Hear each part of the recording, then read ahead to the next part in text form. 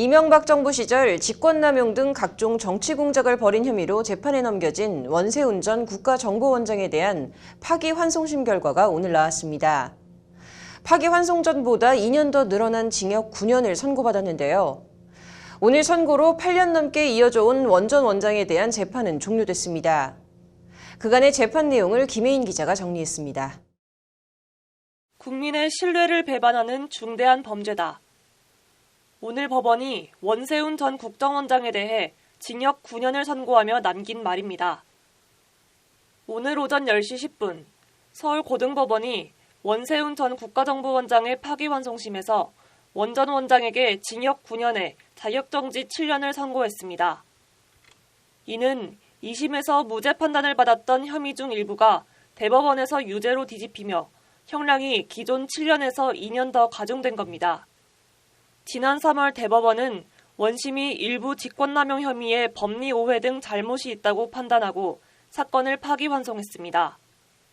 원 전 원장이 받는 혐의는 무려 41개로 국정원 직원들을 동원한 댓글 공작을 비롯해 국정원 예산으로 민간인 댓글 부대를 운영하고 이명박 전 대통령 등에게 국정원 특활비를 건네는 등의 범행으로 재판에 넘겨졌습니다.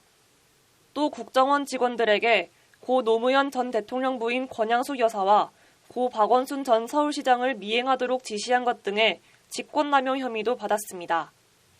앞서 1심은 원 전 원장에게 징역 7년과 자격정지 7년을 선고했습니다.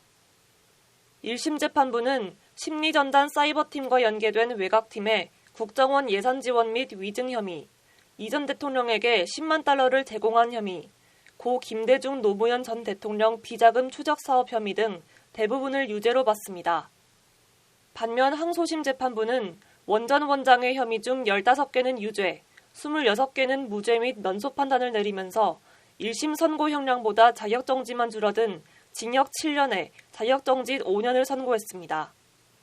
2심은 원 전 원장이 개인 목적으로 호텔 스위트룸 임차에 28억 원의 국정원 특활비를 사용한 혐의는 유죄, 권양숙 여사와 고 박원순 전 서울시장 미행 감시 혐의는 무죄로 판단해야 한다고 본 겁니다.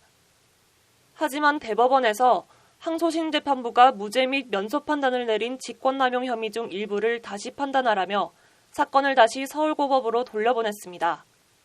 대법원이 다시 판단하라고 한 원 전 원장의 혐의는 총 11개입니다. 권양숙 여사 및 고 박원순 전 서울시장 미행 감시, 야권 출신 지자체장 관련 직권남용, 서울시장 보궐선거 관련 등 직권남용, 승려 명진 사찰 관련 직권남용 등을 다시 판단하라고 지시했습니다. 국정원 직원의 직권남용은 더 엄격한 잣대로 판단해야 한다는 것이 그 이유입니다. 오늘 파기환송심 재판부는 대법원 판결 취지에 따라 기존 2심에서 유죄가 인정됐던 김대중 노무현 전 대통령 뒷조사, 민간인 댓글 부대 운영 등 14개 혐의에 더해 박 전 시장 불법 사찰, 권양숙 여사 불법 사찰 등 8개 혐의를 추가로 유죄로 인정했습니다. 서울고법 형사 1-2부는 원 전 원장의 지시가 그 자체로 국정원법에서 금지하는 정치 관여 행위거나 직원들로 하여금 정치 관여를 하라는 것이어서 위법적 권한을 행사하는 것이 명백해 보인다며 국정원법 위반 혐의를 모두 유죄로 판단했습니다. 이어 1심에서 유죄로 인정된 권 여사와 고 박 전 시장 미행 감시를 지시한 부분과 박 전 국장의 직권남용 혐의는 1심 결론을 유지하고 1심이 무죄로 판단한 나머지는 파기에서 유죄로 인정한다고 말했습니다. 그러면서 국가기관 정보기관이 나서 특정 방향으로 여론을 형성하거나 견제하는 것은 자유민주주의의 헌법 기본 질서에 명백히 어긋난다며 반헌법적이고 국민의 신뢰를 배반하는 중대 범죄라고 지적하기도 했습니다.